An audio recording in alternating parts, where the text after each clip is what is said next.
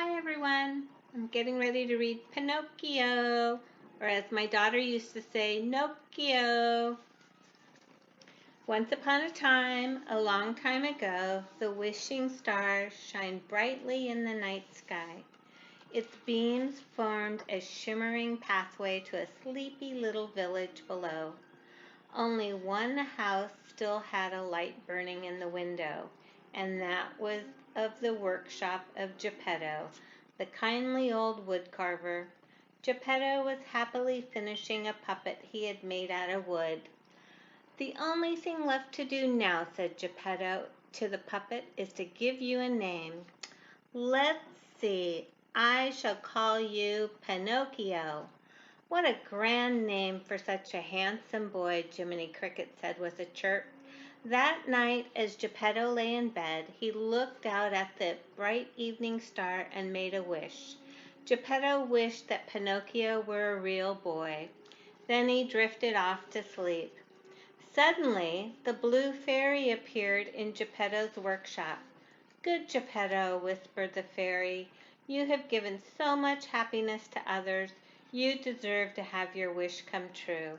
Then, with a wave of her wand, the blue fairy brought Pinocchio to life.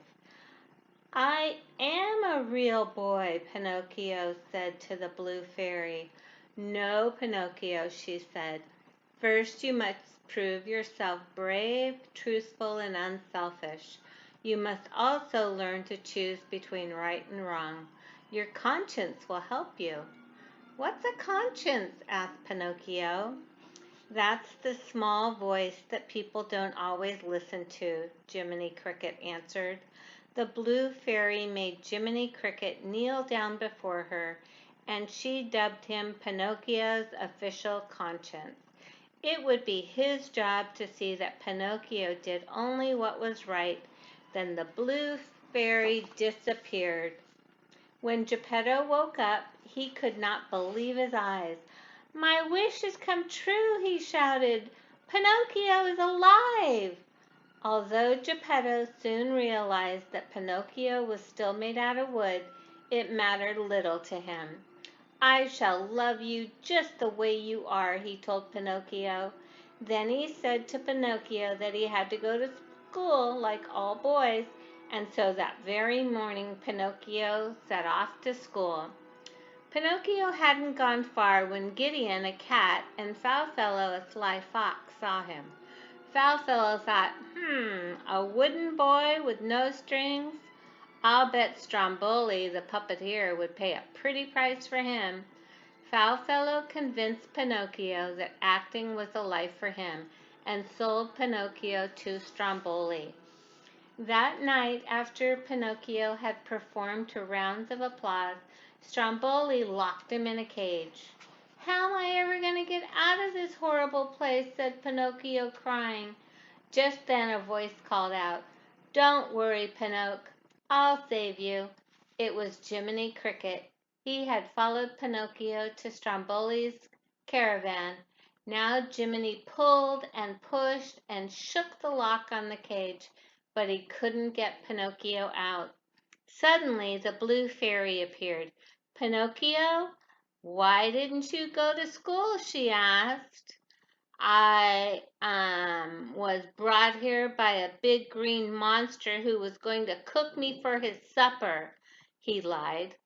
As he spoke, Pinocchio's nose grew and grew until it was twice as long as it had been before. "You're lying, Pinocchio," said the blue fairy sadly. "It's as plain as the nose on your face." "Please give him one more chance," said Jiminy Cricket. "I'll make sure he never lies again." "One more chance, that's all you'll have," said the blue fairy. She set Pinocchio free, and he promised never to lie again. The next day he headed straight for school, but on his way he stopped by Foulfellow once more. And where are you going on such a fine day?" said the fox with a sneer. "To school," said Pinocchio. "Ha! School is no place for a boy like you," said Foulfellow, laughing. "If you follow me, I'll show you the place that's much more fun.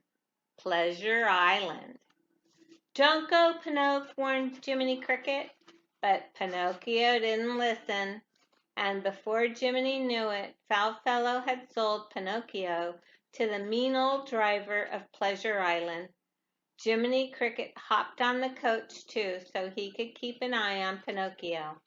The coach was pulled by 6 unhappy donkeys. The coachman went from village to village, buying up all the boys he could.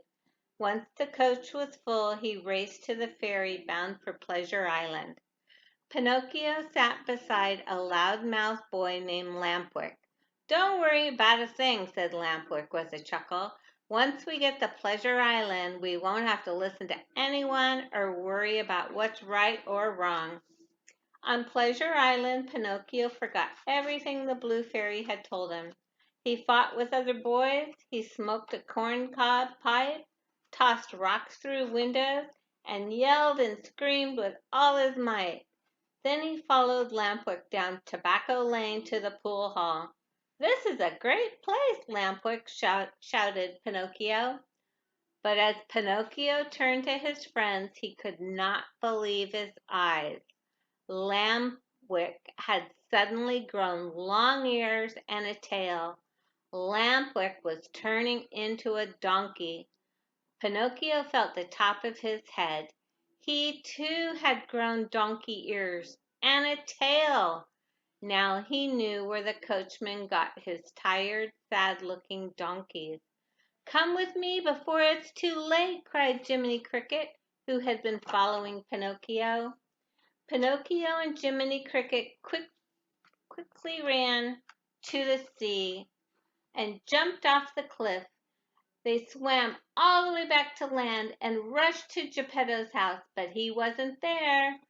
Pinocchio was so worried.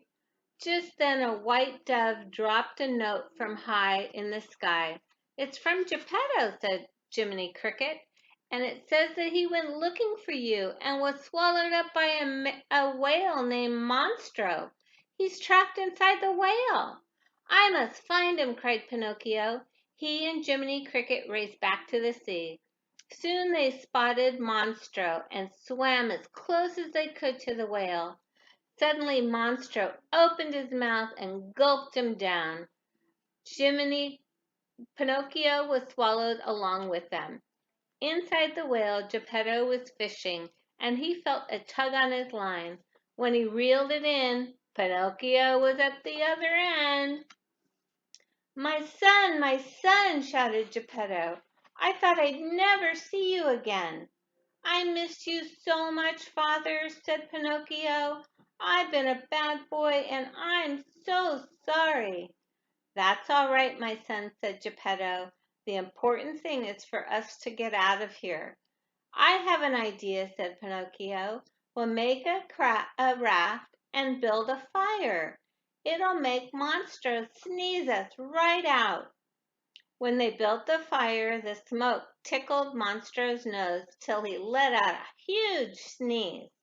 Pinocchio and Geppetto were sent flying out to sea on their tiny raft. Monstro charged after them. When the whale caught up with the raft, he splintered it with one blow of his powerful tail. Geppetto was thinking. "Never mind about me," he said. "Save yourself, son."